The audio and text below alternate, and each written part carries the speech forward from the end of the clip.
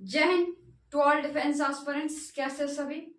I hope आप बहुत अच्छे होंगे और अपनी तैयारी बहुत अच्छे तरीके से कर रहे होंगे। अपने सपने के लिए, अपने एम के लिए बहुत ज़्यादा मेहनत होंगे, बहुत ज़्यादा पैशनेट होंगे।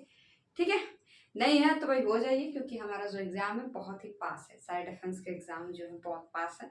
आप अगर सिंसियर नहीं हैं अभी से तो आप सिंसियर हो जाइए, क्योंकि हमारी आदत है ना कि हम कब स्टार्ट करते हैं, जब हमारा एडमिट कार्ड आ जाता है पेपर का, तो तब हम स्टार्ट करते हैं। तो ये बड़ा गलत चीज़ है। जितना एडमिट कार्ड आने के बाद सिंसियरिटी होती है, अगर वो 4 महीना पहले होती तो आपका रिजल्ट जरूर हो जाएगा।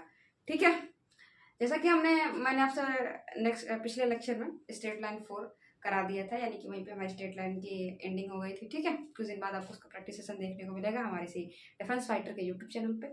और अभी मैं स्टार्ट करने जाती हूँ, जा रही हूँ सर्कल। सर्कल कैसा टॉपिक है? टॉपिक है एक चैप्टर, सॉरी माफ कीजिएगा। सर्कल से 2 से 3 क्वेश्चन का वेटेज रहता है पेपर में। ठीक है, 2 से 3 क्वेश्चन का वेटेज रहता है, इससे ज्यादा भी हो सकता है। ठीक है, मिनिमम तो ये इतना ही, मैं एवरेज बता रही हूँ आपको। इतना ही क्वेश्चन आपको पेपर में पूछता है। आप कहेंगे 2 से 3 क्वेश्चन के लिए सर्कल को क्यों पढ़ना? सर्कल पढ़ना जरूरी क्यों है? क्योंकि आप पढ़िए, हर एक चैप्टर को पढ़िए। आपको आपको क्या छोड़ना है और क्या नहीं छोड़ना है, ये आपकी बुद्धि है। ठीक है, आपको मेरी बात सुनिए। अगर पेपर में 3 क्वेश्चन आ जाता है सर्कल से, ठीक है, और उसमें से कम एक क्वेश्चन आपसे बन रहा है, अगर आप ये कॉन्सेप्ट पढ़ के जाते हैं और उसमें से एक क्वेश्चन आपसे बन रहा है, तो उसमें गलत क्या है? आपको एक क्वेश्चन का फायदा 2.5 नंबर का फायदा हो जाएगा। ठीक है, अब मान लीजिए कोई टॉपिक आप पढ़ के गए, 4 चैप्टर करके गए। ठीक है, 4 चैप्टर में से खूब टफ टफ क्वेश्चन पूछ लिया। अब क्या करेंगे भाई? आप 4 ही चैप्टर ही पढ़ गए तो पढ़िए सारा। मान लीजिए अगर हम प्रोबेबिलिटी पढ़ते हैं, प्रोबेबिलिटी में से मुझे 10 क्वेश्चन आता है, तो 10 में से मान लीजिए कम से कम 5 क्वेश्चन तो मुझसे लगेगा। 5 नहीं लगे तो 5, अगर नहीं लग रहा तो कम से कम 5 क्वेश्चन तो मुझसे लगता है। और प्रोबेबिलिटी का अच्छा खासा वेटेज भी है। इस सर्कल का वेटेज नहीं है, लेकिन सर्कल पढ़िए जरूर, क्योंकि इससे बहुत ज्यादा टफ क्वेश्चन देखने को नहीं मिलता है। और बहुत कॉन्सेप्चुअल वाइज ये पूरा आपका पूरा मुझे लगता है पूरी ज्योमेट्री जो है ना, ज्योमेट्री कह सकते हैं अभी, vector vector 3D straight line और सर्कल स्फेयर, ये पूरी जो ज्योमेट्री है वो पूरी लैंग्वेज वाली है। ठीक है, आपको समझने में थोड़ा दिक्कत हो सकता है, डिफिकल्ट हो सकता है। ठीक है, लेकिन आप समझने की कोशिश कीजिए, क्योंकि ये पेपर में आपके आता है। अगर सोचिए, अगर दूसरे इस चीज को समझ पा रहे हैं, दूसरे अगर 200 नंबर ला पा रहे हैं, तो फिर हम क्यों नहीं ला पा रहे हैं? ठीक है, अगर दूसरे इस चीज को कर पा रहे हैं तो फिर हम भी कर पाएंगे। ठीक, चलिए फिर स्टार्ट करते हैं इसी कड़ी में अपनी क्लास को। देखिए, सर्कल में पहले छोटी छोटी बातों से, एकदम छोटे छोटे टॉपिक से मैं सर्कल स्टार्ट करने जा रही हूँ, जो आपने कम से कम मुझे लगता है 6ठी या 7वीं क्लास में होंगे तो आपने पढ़ा होगा। देखिए, सर्कल, एक प्यारा सा मैं एक सर्कल ड्रॉ कर लेती हूँ यहाँ पे। ठीक है, ये सर्कल है, ये मेरी इसकी रेडियस है। ठीक है, और ये मेरा सेंटर है। आप देखिए सर्कल के बारे में, सर्कल है, एक मिनट, जो मेरा सर्कल है, ठीक है, वो क्या है कि इसका जो ये रेडियस है, अगर मैं पूरा इसको मिला दूं, ठीक है, ये मेरा डायमीटर हो जाएगा। तो जो डायमीटर होता है वो 2 टाइम्स रेडियस होता है। ये बात आपको पता होगी, बहुत कॉमन सी एकदम जनरल बातें हैं। ठीक है, इसके सरकमफ्रेंस की बात कर लूं मैं आपसे, तो 2 पाई r होता है, यानी कि जिसको परिधि होती है ना, परिधि, परिधि मतलब कि समझ रहे हैं आप, ये वाला, ये जो है ना, ये पूरा ये जो है ना, ये 2 पाई r होता है। इसके एरिया की मैं आपसे बात कर लेती हूँ, तो वो होता है πr²। ये तीनों जनरल जनरल बातें हैं किसके बारे में? सर्कल के बारे में। ठीक है, एक छोटी सी बात ये है कि अगर इसके डायमीटर से क्या करेंगे, अगर इसके डायमीटर से बच्चों, अगर इसके डायमीटर से हम कोई भी एंगल बनाते हैं तो सारे एंगल बराबर होंगे और 90 डिग्री होंगे। सारे एंगल क्या होंगे? बराबर होंगे और 90 डिग्री होंगे। देखिए कैसे, देखिए ऐसा बनाइए, ऐसे बनाइए, या फिर ऐसे बनाइए, ऐसे बनाइए, ऐसे बनाइए, ऐसे बनाइए, कैसे भी बनाइए, सारे एंगल 90 डिग्री होंगे, सारे सारे बराबर भी होंगे। ठीक है, नीचे भी सिमिलरली, नीचे भी आप बना लीजिए, कोई दिक्कत वाली बात नहीं है। ठीक है, छोटी छोटी जनरल जनरल बातें हो गई हमारी प्यारे सर्कल के बारे में। ठीक है, अब हम थोड़ी सी अपने लेवल की बात करेंगे, हमारे यूपीएससी के लेवल की बात करेंगे। ठीक है, तो छोटी छोटी छोटी बातें हो गई। ठीक, चलिए तो मैं इसको मिटा देती हूँ, या फिर मैं ये कर लेते हैं, ये कर लेते हैं। ठीक है, ये कर लेते हैं, आपसे छोटी छोटी बातें कर लेते हैं हम। Equation of circle, equation of circle, ठीक है, इक्वेशन ऑफ सर्कल क्या है, ध्यान से सुनिएगा। डिफरेंट डिफरेंट फॉर्म है सर्कल की इक्वेशन की। ये पूरा मैं तो आपसे कम से कम 2 लेक्चर लूंगी, सिर्फ इक्वेशन ही बताऊंगी आपको सर्कल की। एक्स एक्सिस को टच कर रहा है, एक्स एक्सिस होकर गुजर रहा है, ओरिजिन से जा रहा है, ओरिजिन को टच कर रहा है, ये वो वाई एक्स को काटता है, एक्स एक्सिस को काटता है, ये सारी बातें सर्कल के बारे में, तो वो डिफरेंट डिफरेंट इक्वेशन आपको वहां पे देखने को मिलेगी। ठीक है, अभी मैं आपसे बात करने जा रही हूँ इक्वेशन ऑफ सर्कल की। डिफरेंट डिफरेंट फॉर्म है इसकी। तो सबसे पहला जो फॉर्म मैं आपको पढ़ाऊंगी, सबसे पहला फॉर्म क्या होगा बच्चों, ध्यान से सुनिएगा। सबसे पहला फॉर्म जो है वो है, एक मिनट ये थोड़ा सा छोटा कर लेते हैं। हाँ देखिए, जब सर्कल h कॉमा, इसका जो सेंटर है वो h कॉमा के है। जब सर्कल का सेंटर क्या है, h कॉमा के है। अगर सर्कल का सेंटर जो है बच्चों h कॉमा के है और इसकी रेडियस r है सर्कल का, ये थोड़ा अंडा टाइप के लग रहा है, एक मिनट रुक जाइए, इस सर्कल में कुछ और लग रहा है, एक प्यारा सा सर्कल बनाना पड़ेगा, है ना, तब आप समझ पाएंगे। देखिए ये सर्कल है, रुक जाइए थोड़ा सा हम कोशिश कर लेते हैं, ये थोड़ा सा, हाँ ये थोड़ा सा अच्छा है, थोड़ा ऐसे हो तो ज्यादा अच्छा। अगर एक सर्कल की जो सेंटर है वो h कॉमा के है और इसकी रेडियस r मुझे गिवन है, ठीक है, तो इस सर्कल की इक्वेशन मुझे लिखनी है, तो क्या लिखेंगे, x माइनस h का whole square plus y minus k का होल स्क्वायर बराबर r स्क्वायर। ये मेरी सर्कल की इक्वेशन है, ठीक है। अगर सोचिए इस सर्कल 0,0 से पास हो, सॉरी इसका सेंटर 0,0 हो, यानी कि ओरिजिन हो, तो क्या होगा, h भी 0 k भी 0, तो इसकी इक्वेशन हो जाएगी x square plus Y square बराबर r स्क्वायर, ठीक है। जब h कॉमा k क्या हो, 0,0 क्या हो, 0,0 हो, यानी कि इसका जो सेंटर क्या हो, ओरिजिन पे हो, ठीक है। बात समझ में आई आपको, तो ये उसकी इक्वेशन हो जाएगी। अब थोड़ा सा मैं ऊपर में आपको समझा देती हूँ, क्या समझा देती हूँ, लिखना समझा देती हूँ, ठीक है। एक क्वेश्चन के माध्यम से बताती हूँ कि सर्कल की इक्वेशन आपको कैसे लिखनी है। एकदम नॉर्मल बातें, आप बहुत जल्दी सीख पाएंगे सर्कल को, ठीक है। देखिए क्या है, अगर एक सर्कल 3,2 से पास कर रहा है और इसकी रेडियस मान लीजिए 2 है, ठीक है, 2 यूनिट है, 2 यूनिट इसकी रेडियस है और ये 3,2 से पास कर रहा है, ठीक है बच्चों। तो मुझे इसकी अगर इक्वेशन लिखनी है, इक्वेशन ऑफ सर्कल, तो क्या हो जाएगी, ध्यान से सुनिएगा। देखिए ये 3,2 से सॉरी 3,2 इसका जो सेंटर है, ये क्या है, मेरा सेंटर जो है 3,2 है और जो रेडियस जो है मेरी वो 2 यूनिट है, रेडियस मेरी 2 यूनिट है और सेंटर जो है वो 3,2 है, ठीक है। मैं थोड़ा गलत बोल गई कि पास कर रहे हैं, पास करने वाला जो अगले टॉपिक में आप पढ़ेंगे, ठीक। देखिए इसका सेंटर 3,2 है और इसकी रेडियस 2 यूनिट है, तो इक्वेशन ऑफ द सर्कल क्या होगी, x माइनस h है और ये k है, ये h है और ये k है, तो x माइनस h का होल स्क्वायर होता है, तो h की जगह हम क्या लिखेंगे, 3, x माइनस 3 का whole square plus y minus 2 का होल स्क्वायर बराबर 2 square. This is the equation of the circle, this is the equation of the circle, ठीक है। आप इसको फर्दर एक्सपेंड कर सकते हैं a माइनस बी के होल स्क्वायर से, इसे भी एक्सपेंड कर सकते हैं a माइनस बी के होल स्क्वायर से, फिर इसे इस साइड ला सकते हैं और बाकी का जो कैलकुलेशन है आप इसके साथ कर सकते हैं, ठीक है। एक अच्छी फॉर्म में इसको लिख सकते हैं, x square plus Y square के फॉर्म में इसको लिख सकते हैं, ठीक है। ये इक्वेशन रही आपकी। अगर यही 0,0 से इसका जो सेंटर हो 0,0 हो, क्या हो, 0,0 हो, तो इसकी इक्वेशन क्या हो जाएगी, x square plus Y square बराबर 2 का स्क्वायर, ठीक है। X square plus Y square बराबर 2 का स्क्वायर, ठीक है। ध्यान से समझिएगा, सुनिएगा इस बात को और सीखते रहिएगा, ठीक है। देखिए तो अगर इसका सेंटर में 0,0 कर दूं और रेडियस 2 यूनिट है, तो ये इसकी इक्वेशन हो जाएगी। दोनों पे मैंने एक एग्जांपल करा दिया। आई होप आप इस चीज को, इस कॉन्सेप्ट को बहुत अच्छे तरीके से समझे होंगे, ठीक है। चलिए फिर स्टार्ट करते हैं आगे का। इसे मैं रफ कर लेती हूँ, ठीक है। इसे रफ करने के बाद में आपको आगे का पढ़ाती हूँ, आगे क्या है। अब एक और फॉर्म में पढ़ूंगी। आई होप जब आपने मेरा स्ट्रेट लाइन का लेक्चर नंबर सेकेंड या सेकेंड नहीं फर्स्ट देखे होंगे, फर्स्ट में ही मैंने बता दिया था डिस्टेंस फॉर्मूला, ठीक है। डिस्टेंस फॉर्मूला देखिए ध्यान से सुनिएगा, एक बार मैं और जिक्र कर देती हूँ डिस्टेंस फॉर्मूला का।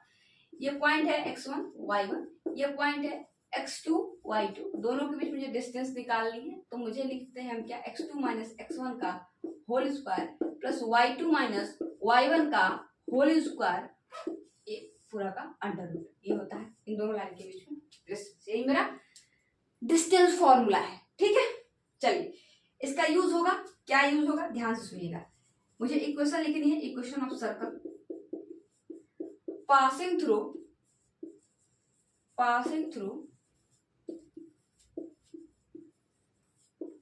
Alpha and beta.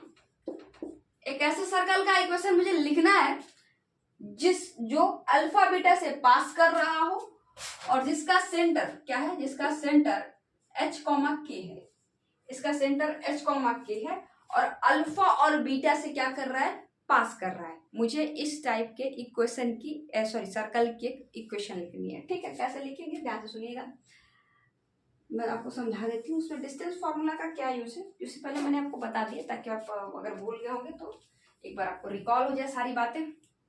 देखिए ये मेरा एक सर्कल है, ठीक है, मान लीजिए एक सर्कल है, सर्कल लग नहीं रहा है, मान लीजिए, ठीक है। ये है h, k, ठीक है। अब जो है ये अल्फा और बीटा से पास कर रहा है, ये पॉइंट कहीं भी हो सकता है, यहाँ कहीं भी हो सकता है, ये तो रेडियस होगा ना। अब इसे पिछले वाले टॉपिक में मैंने आपको एक बात कराया था कि आपको रेडियस गिवन था, तो ठीक है आप डायरेक्ट r का स्क्वायर लिख दे रहे थे, जैसे कि मैं लिख देती हूँ x माइनस h का whole square plus y minus k का होल स्क्वायर बराबर r स्क्वायर। ये तो था, ये था ना। तो इसमें आपको r गिवन था, इसमें आपको r गिवन नहीं है। अब हम क्या करेंगे, r गिवन नहीं है तो r निकाल सकते हैं, कैसे, डिस्टेंस फॉर्मूला का यूज करके। देखिए इसमें भी सेम कॉन्सेप्ट लगेगा, सेम कॉन्सेप्ट। देखिए क्या कि x माइनस h का whole square plus y minus k का होल स्क्वायर बराबर अंडर रूट में अल्फा माइनस h का होल स्क्वायर प्लस का बीटा माइनस k का होल स्क्वायर हो जाएगा, ठीक है, इसका होल स्क्वायर। बात समझ में आ रही है आपको, होल स्क्वायर क्यों किया मैंने, कहते हैं r स्क्वायर होता है। आई होप इस चीज को आप समझ गए होंगे, ठीक है। एक इस पे भी मुझे लगता है शायद एक आपको मैं एग्जांपल देके करा देती हूँ। एग्जांपल क्या है ध्यान सुनिएगा, ठीक है। देखिए डिस्टेंस फॉर्मूला मैंने आपको बताया, क्योंकि इन दोनों के लाइन के बीच में जो ये पॉइंट और इस पॉइंट के बीच में जब हम डिस्टेंस निकालेंगे तो जो आएगी, जो डिस्टेंस होगी वही तो हमारी रेडियस होगी। और इसमें मुझे क्या चाहिए, रेडियस ही तो चाहिए था, रेडियस की जगह मैंने इसको रख दिया, ठीक है। आई होप आप इस चीज को समझे होंगे, ठीक है। चलिए तो मैं थोड़ी सी इस पे क्वेश्चन आपको करा देती हूँ। देखिए क्या है, एक जो मेरा सर्कल है गिवन है, सर्कल गिवन है जो 2,3 से पास कर रहा है और ये सर्कल मेरा पास कर रहा है 1, 1 से, ठीक है। तो इसकी इक्वेशन हो जाएगी x माइनस h की जगह मैं क्या लिखूंगी, 1 लिखूंगी, x माइनस 1 का whole square plus y minus 1 का होल स्क्वायर बराबर, देखिए इसमें से घटाइए 2 माइनस 1 तो यानी 1 का स्क्वायर प्लस 3 माइनस 1 तो 2 का स्क्वायर, और इसका पूरा का होल, जब रूट का स्क्वायर करेंगे, देखिए इसे रूट में कर ही देते हैं, रूट का स्क्वायर करेंगे तो ये अंडर रूट हट जाएगा, यानी कि x माइनस 1 का whole square plus y minus 1 का होल स्क्वायर बराबर हो जाएगा किसके, ये 2 दूना के 4 1 5 तो ये 5 के, ठीक है। ये मेरी इक्वेशन ऑफ सर्कल है, क्या है, इक्वेशन ऑफ सर्कल है, ठीक है। आई होप आप इस चीज को समझे होंगे, ठीक है। अब देखिए ये छोटी छोटी बातें नहीं है, ये पेपर में पूछा जाता है, ठीक है। आप प्रीवियस ईयर खोल के देखेंगे तो ये सब कुछ आया हुआ है, या फिर इस कॉन्सेप्ट से रिलेटेड कोई थोड़ा सा लेंथी क्वेश्चन पूछ लिया गया होगा, लेकिन ये सारा कुछ पूछा गया है, तो आप इस चीज को समझिए, ठीक है। आप इस चीज को लर्न कर सकते हैं, ये मतलब ये जो इक्वेशन मैंने आपको लिखवाई है आप इसको लर्न कर सकते हैं, ठीक है। बाकी का आप समझने का कोशिश करते रहिएगा, ठीक। मैं इसको रफ कर लेती हूँ,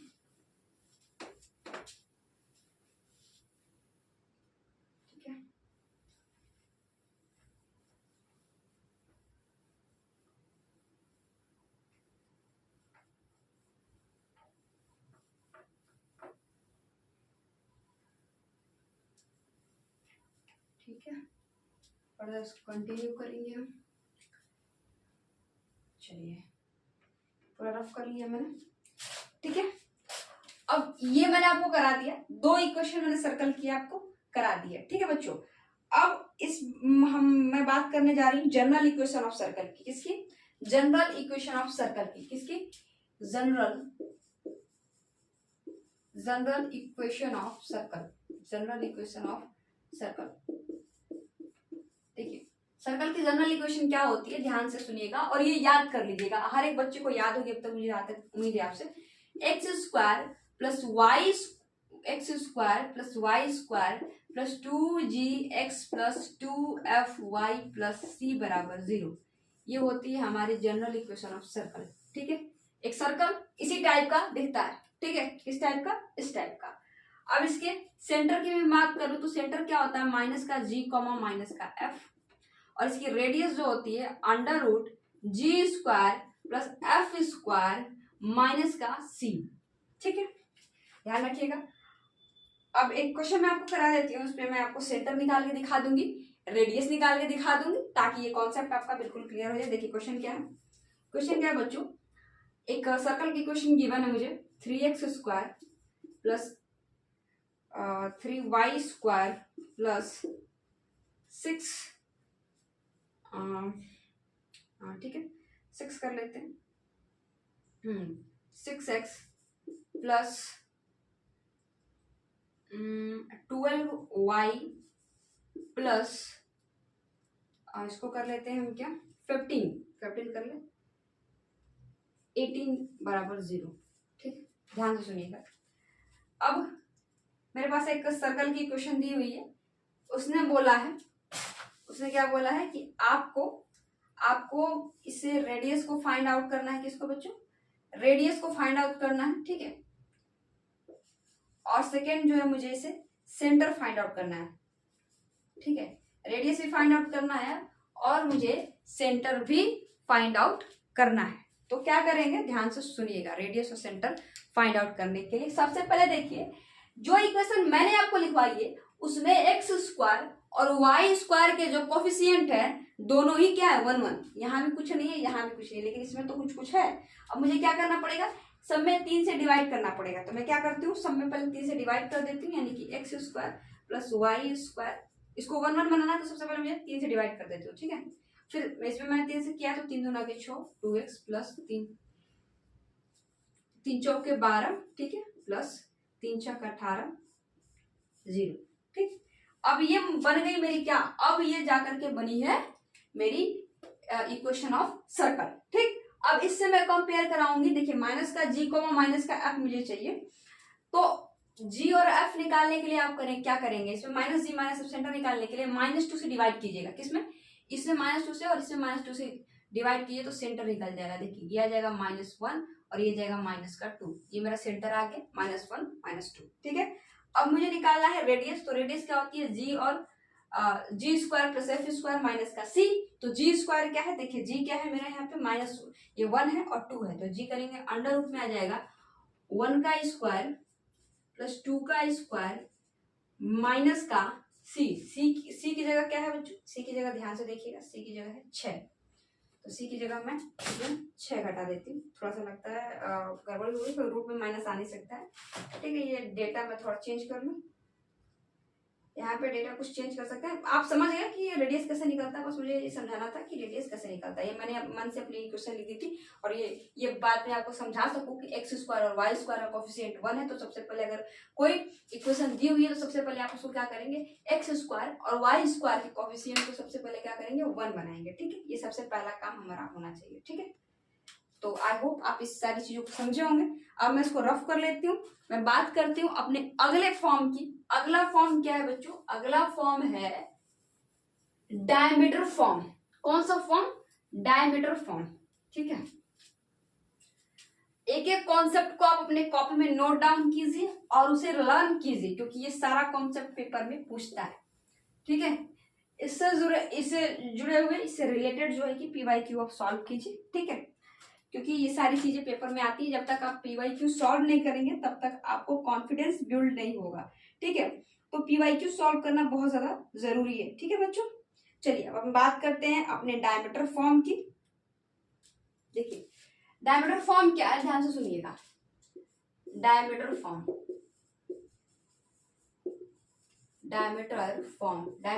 क्या है सुनिए। देखिए मुझे एक सर्कल दिया हुआ है, सर्कल का जो डायमीटर होगा उसके एक्सट्रीम पॉइंट मुझे गिवन होंगे। ये सर्कल है, सर्कल का डायमीटर है, इस डायमीटर का एक्सट्रीम पॉइंट मुझे गिवन होगा और तब मुझे इक्वेशन ऑफ सर्कल लिखनी होगी। यानी एक्सट्रीम पॉइंट मुझे x1 y1 और ये पॉइंट दिया हुआ है x2 y2। ठीक है, अब मुझे इस सर्कल की इक्वेशन को लिखना है, तो क्या करेंगे हम, ध्यान से सुनिएगा। लिखेंगे x1 माइनस का sorry x minus x1 x minus का x2 प्लस y माइनस का y1 इंटू y माइनस का y2 बराबर 0। ठीक है, ये मेरी इक्वेशन हो जाएगी। This is the equation of the circle. एक क्वेश्चन मैं आपको यहाँ पे करा देती हूँ, क्या है क्वेश्चन, क्या ध्यान से सुनिएगा। आई होप इस चीज को आप समझे होंगे। एक सर्कल है, सर्कल का डायमीटर है, डायमीटर के एंड पॉइंट्स क्या गिवन होंगे, given and point of the diameter, and points लिख सकते हैं, एक्सट्रीम पॉइंट कर सकते हैं। ठीक है, एंड पॉइंट्स ऑफ द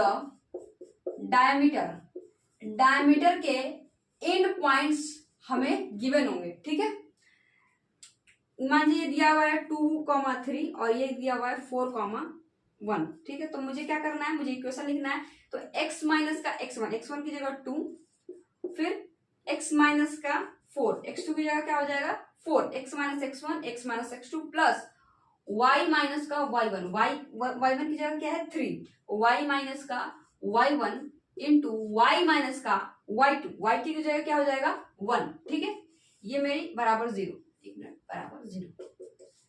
ये जो है मेरी इक्वेशन ऑफ सर्कल हो गई। ठीक है, आप इसको मतलब इसे मल्टीप्लाई करा सकते हैं, इसका इसमें मल्टीप्लाई करके फर्दर इसको एक्सपेंड कर देंगे कि आपको एकदम उसी फॉर्म का दिखेगा, x square plus Y square plus 2gx plus 2fy plus c बराबर 0। ठीक है, आई होप इस चीज को समझे होंगे। अच्छा, कभी कभी क्या आ जाता है ना, इंड पॉइंट अगर डायमीटर देके आपसे क्या निकलवाएगा, पूछेगा कि रेडियस फाइंड आउट कीजिए, सेंटर फाइंड आउट कीजिए, तो आप पता है क्या कर लेंगे, ये इक्वेशन लिख करके इसको सॉल्व करके फिर जनरल इक्वेशन लाइन के फॉर्म में लिख करके फिर उसे तब उसे सेंटर और रेडियस निकालना स्टार्ट मत कर दीजिएगा। ठीक है, मतलब कि अगर ये दिया हुआ है और ये दिया हुआ है तो आप उससे ये वाला फॉर्म, अगर इसमें इस क्वेश्चन में आपसे पूछ रहा है कि आप क्या कीजिए, रेडियस निकालिए, सेंटर निकालिए, तो आप ये मत कीजिए कि इसको लिखिएगा फिर इसको जनरल फॉर्म ऑफ लाइन में कन्वर्ट कीजिएगा, फिर वहां से सेंटर और रेडियस फॉर्मूले से निकालिएगा। ये गलती आप नहीं करेंगे। आप क्या करेंगे, डेटा देखेंगे, इन दोनों का जो मिड पॉइंट होगा वो मेरा सेंटर होगा। ठीक है, और दोनों के बीच का रेडियस निकाल लीजिएगा, रेडियस दोनों के बीच का डिस्टेंस निकाल लीजिए और डिस्टेंस को आधा कर दीजिएगा, रेडियस निकल जाएगा। ठीक है, तो ये अपना दिमाग वहां पे जरूर इस्तेमाल कीजिएगा। आप जब PYQ लगाएंगे तो जितनी प्रॉब्लम्स मैंने आपको कराएंगे वो सारी प्रॉब्लम्स आपको पेपर में देखने, सॉरी PYQ में देखने को मिलेंगी। ठीक है, चलिए तो इसको हम रफ कर लेते हैं। अब हम बात करते हैं अपने अगले फॉर्म की। मेरा अगला जो फॉर्म है वो कौन सा फॉर्म है, ध्यान से सुनिए। अगला फॉर्म है इंटरसेप्ट। फॉर्म कोई नहीं है, मैं आपको थोड़ा सा इसके इंटरसेप्ट के बारे में बताऊंगी, सर्कल के इंटरसेप्ट के बारे में। ठीक है, intercept made by the circle on the axis, सब कुछ याद करना है आपको। ठीक है, इंटरसेप्ट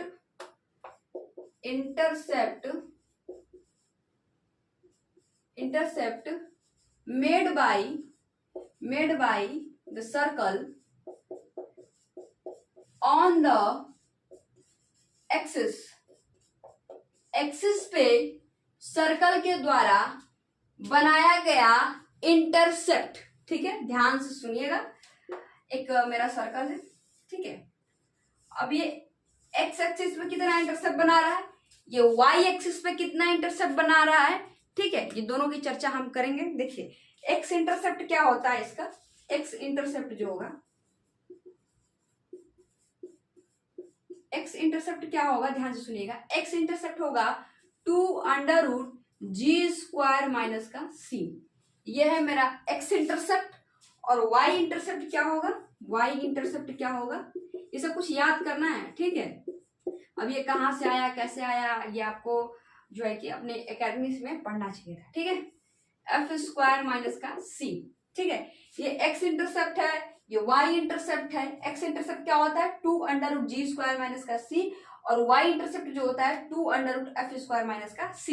ये आपको लर्न होना चाहिए। वो एक इक्वेशन की सर्कल की इक्वेशन दे देगा और पूछेगा कि भाई आप क्या कीजिए, x इंटरसेप्ट फाइंड आउट कीजिए, आप y इंटरसेप्ट फाइंड आउट कीजिए, तो आप इसको फाइंड आउट कर पाएंगे। जहां तक मुझे लगता है, ये अगर आपको ये दोनों फॉर्मूला अगर याद हो तो ठीक है। डायरेक्ट क्वेश्चन आपसे आप पीवाई के उठा के देखिएगा, आपको एकदम डायरेक्ट क्वेश्चन आपको इससे देखने को मिलेंगे। ठीक है, अब चलिए कुछ और इम्पोर्टेंट बातें मैं आपसे करूंगी।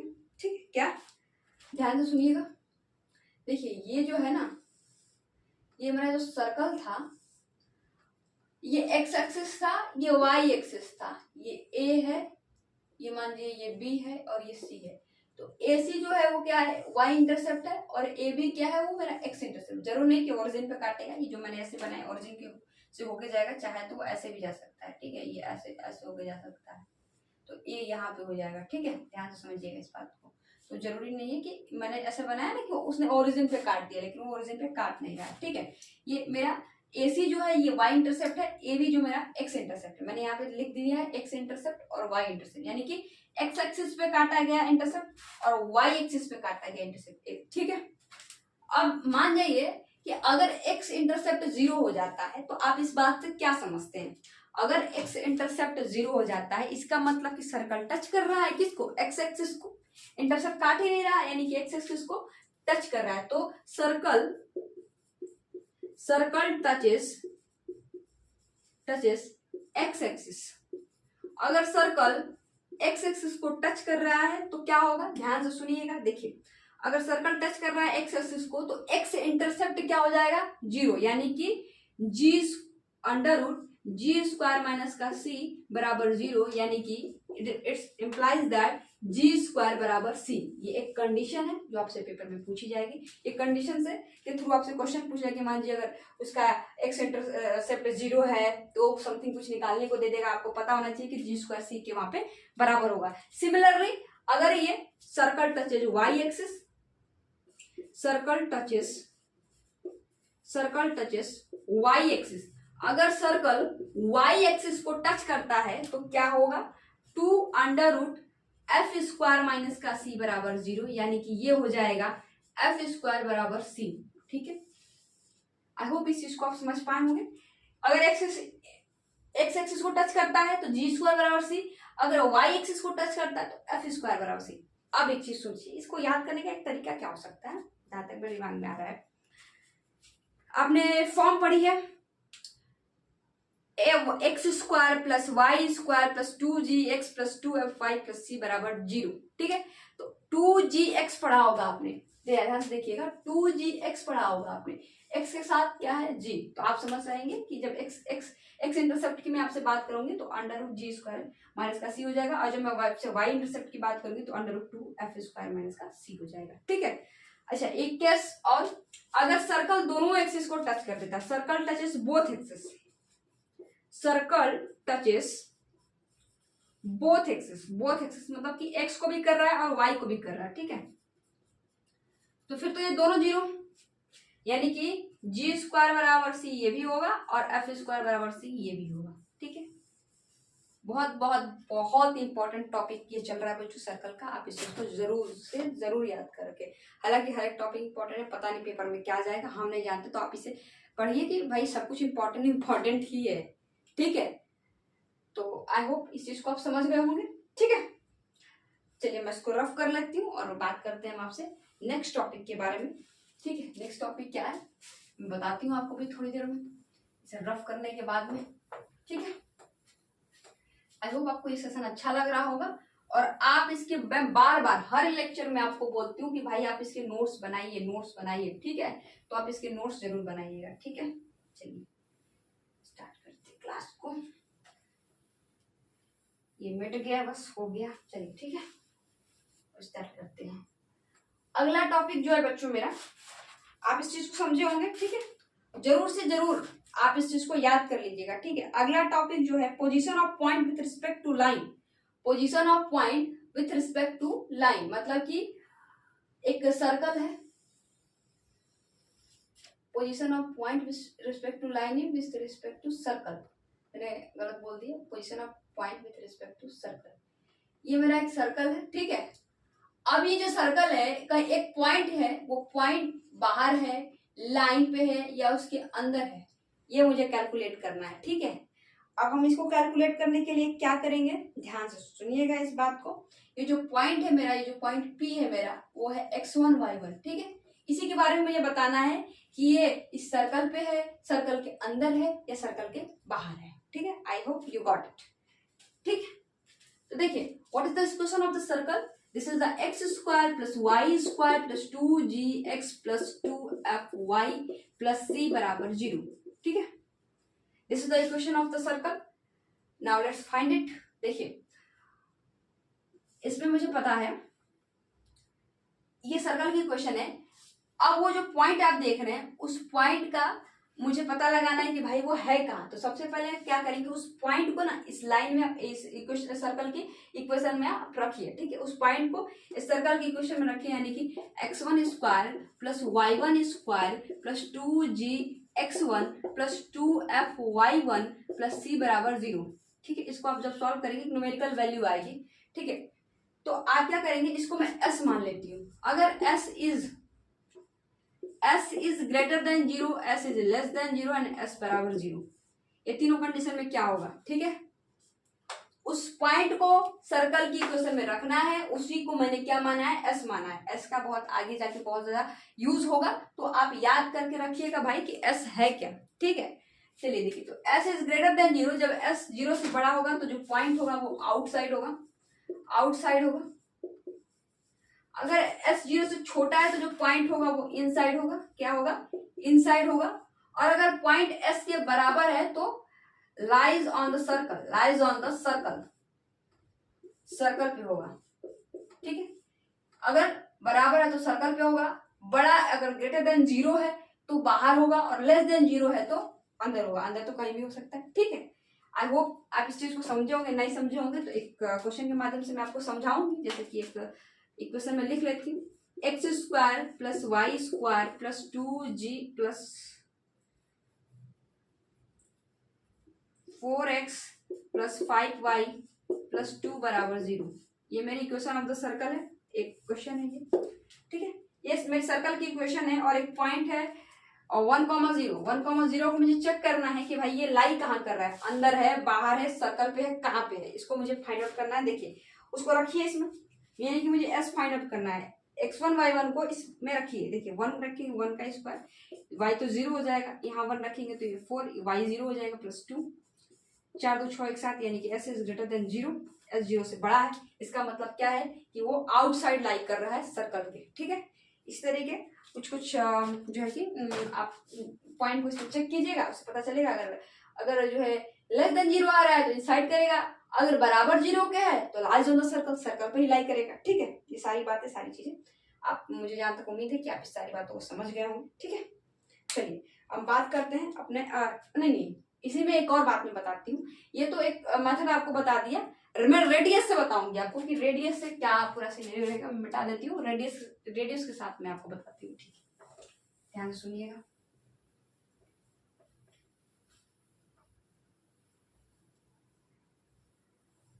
देखिए, रेडियस के साथ पूरा क्या है, रेडियस के साथ पूरा मामला क्या है, ध्यान से सुनिए।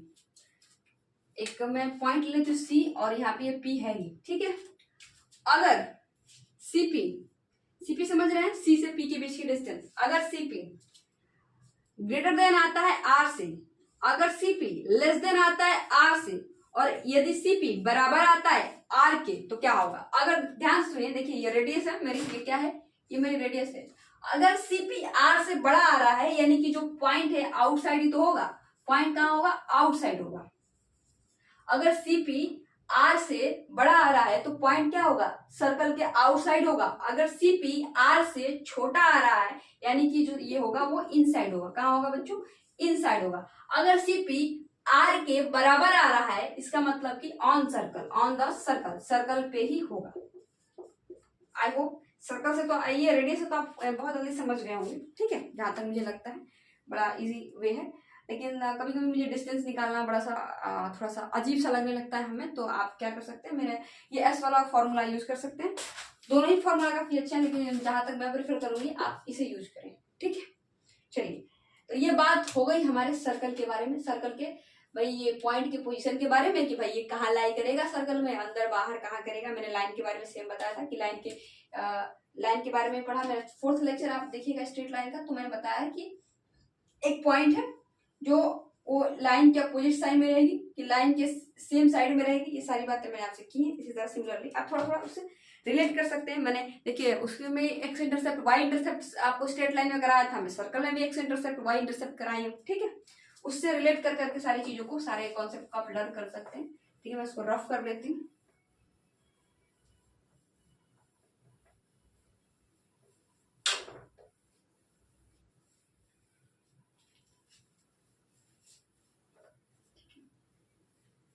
रफ हो चुका है हमारा ये।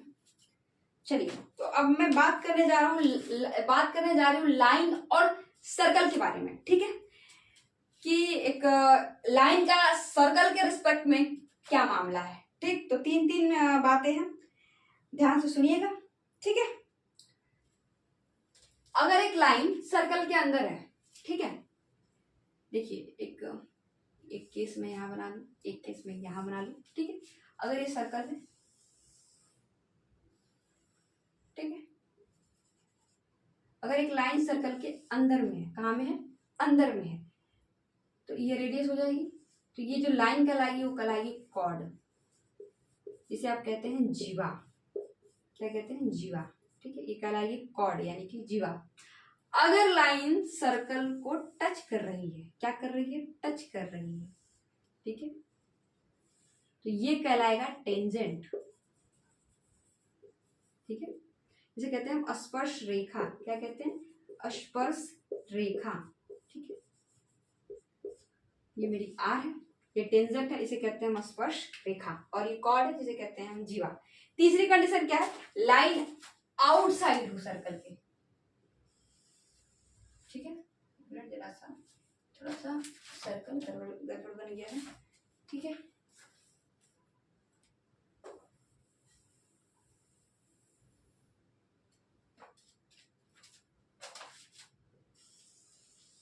जो कंडीशन है तो थोड़ा उससे भी ज्यादा गड़बड़ बन गया। कोई ना, आप मान लीजिए एक लाइन है, ये आउटसाइड है सर्कल की। ठीक है, आप इसको आर मानिए, आर मानिए। ठीक है, ये जो डी है, इसकी मैं एक सेंटर से उस लाइन के बीच की डिस्टेंस को मैंने डी माना है। तो डी इज, ये तो रेडियस हो जाएगी ना हमारी, ये मेरी पूरी रेडियस है। और ये जो छोटी वाली डिस्टेंस है, एक मैं इस पेन से दिखा देती हूँ आपको, ये छोटी वाली ये डिस्टेंस है, इधर ये वाली ये डिस्टेंस जो है, ये मैंने डी मानी। यानी कि सेंटर से इस लाइन की जो डिस्टेंस है, यानी कि इसमें है डी क्या है, लेस देन आर है, इसमें डी आर के बराबर होगा। और इसमें क्या होगा, d is greater than r, d क्या होगा, आर के बराबर होगा। ये होगा line outside to the circle. ठीक है, आप इस सारी चीजों को समझे होंगे। ठीक है, ये कॉर्ड क्या है, टेंजेंट क्या है। टेंजेंट के बारे में मैं आपसे डिटेल में बात करूंगी इसी लेक्चर में नहीं, अगले लेक्चर में या फिर इसके तीसरे लेक्चर में आपसे सर्कल के बारे में डिटेल में, इस सर्कल में टेंजेंट के बारे में डिटेल में बात करूंगी। दो सर्कल इंटरसेक्ट करेंगे तो कितनी कॉमन टेंजेंट होगी, क्या होगा, इस पूरा मामला जो है टेंजेंट का हम पढ़ेंगे अपने इसके साथ थर्ड लेक्चर में। ठीक है, आई होप ये सारी चीजों को आप समझे होंगे। ठीक है, अब यहीं पे हम अपने इस लेक्चर को खत्म करते हैं।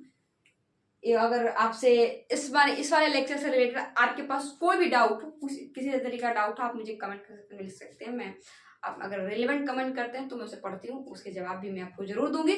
ठीक है, कोई भी डाउट हो इस लेक्चर से रिलेटेड तो आप मुझे कमेंट सेक्शन में कमेंट कर सकते हैं।